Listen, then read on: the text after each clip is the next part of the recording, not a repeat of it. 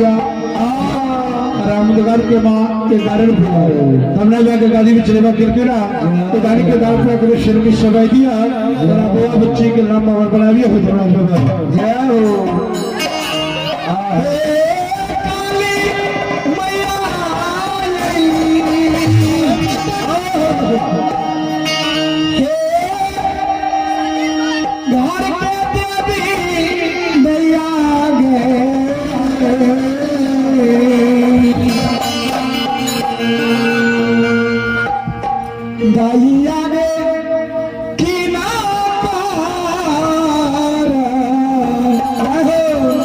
सचिन बुआ के वहाँ तो गाड़ी पे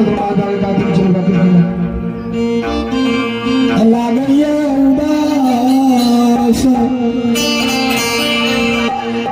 कामुराज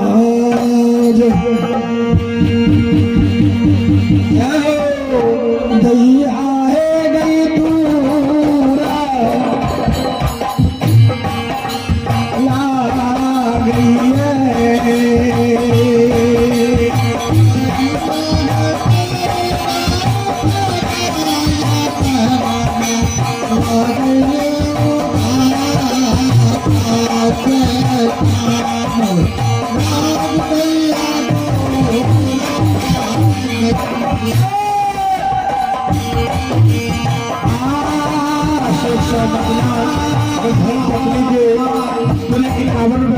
आपके गाड़ी में चलेगा क्योंकि ना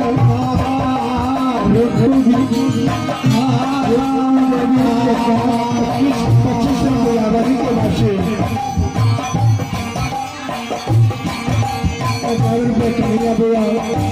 गाड़ी सब